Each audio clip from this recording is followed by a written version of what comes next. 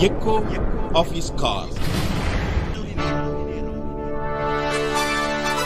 Dear brothers and sisters in the Lord, मेरे प्यारे भाइयों और बहनों, I greet you in the name of our Lord and Savior Jesus Christ. आप सभी को प्रभु यीशु की नाम से नमस्कार। Today I would like to urge you to pray for our Nehemiah Bible College. आज मैं आप सभी लोगों को विनती करता हूं कि हमारा नेहमिया बाइबल कॉलेज है और उस बाइबल कॉलेज के लिए प्रार्थना कीजिए। From the year 1992 we have produced more than 1000 students and we have sent them across the country and they are doing God's ministry today.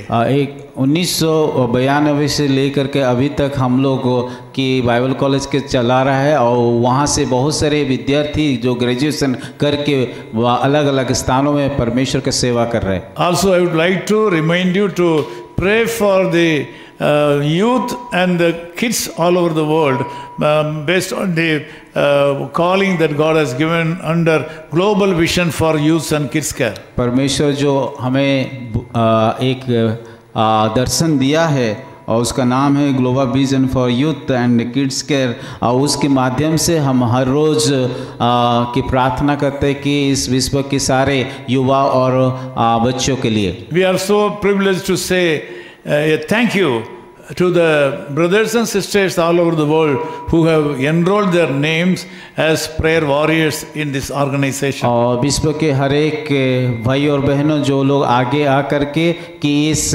दर्शन में भाग लिया, अपना अपना नाम को दाखिल किया, उन सारे लोगों को हम धन्यवाद देते हैं। If you are also willing to join this organization as a prayer warrior to pray for the youngsters and kids all over the world, please contact us. अगर आप भी प्रार्थना योद्धा के हिसाब से कि अपना नाम को लिखवाना चाहते हैं और प्रार्थना में शामिल होना चाहते हैं, दर्शन में शामिल होना चाहते हैं, आप भी कर सकते हैं। Kindly send your names and cell phone numbers. कृपया आपका नाम और मोबाइल नंबर हमें भेजिए। This morning God has come to you with a special revelation. आज के सुबह परमेश्वर एक अच्छा संदेश ले करके आया है। That is mentioned in Psalm 91 verse 4.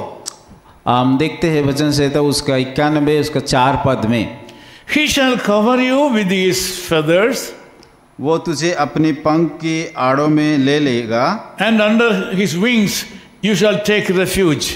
और तू उनकी पैरों के नीचे शरण पाएगा। This is a word that God has given to us today. आज का सुबह परमेश्वर ये संदेश आपको देना चाहता है। Always we need some kind of protection in this world. हमारा जीवन में इस संसार में रहते हुए हमें कि हमेशा कि कोई हमें सुरक्षा दे, ये बात को हम चिंता करते हैं। Not only in the times of troubles and tribulations in this world, we need the protection of God all the time. और दुख और तकलीफ के समय ही नहीं पर हमारे जीवन में हर एक समय में परमेश्वर का सुरक्षा को जरूरत है। This morning God says that He shall cover you with His feathers. और आज का सुबह परमेश्वर ये वचन के द्वारा बताना था वो कि अपने पंखों के द्वारा हमें शरण या सुरक्षा देंगे। And under His wings you have refuge. और उसके पंखों के नीचे हमें शरण या सुरक्षा मिलता है। In the life of birds, feathers give protection. और जब हम पक्षियों को देखते हैं उस परों ही ये उन लोगों को सुरक्षा देता है।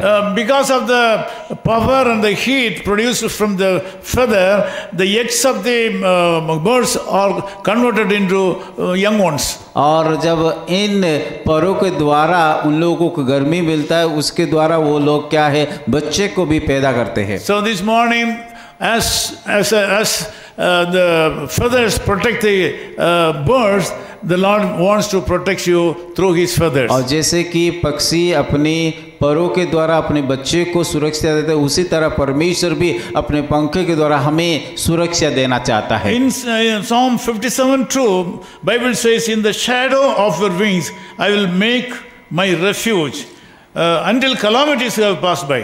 और भजन संहिता उसका 57 का 2 में इस प्रकार लिखा गया, मैं परम प्रधान परमेश्वर को पुकारूंगा, परमेश्वर को जो मेरे लिए सब कुछ सिद्ध करता है। So the Lord God is promising you that under His shadow He will make your refuge. परमेश्वर इस प्रकार वायदा करता है कि उसकी पंखों के तले वो हमें सुरक्षा देगा। Until the calamities pass by, the Lord's hand will be upon you. जब तक हमारा जीवन में दुख तकलीफ दूर ना होगा तब तक वो हमें सुरक्षा देते You come रहेगा। to the Lord right now.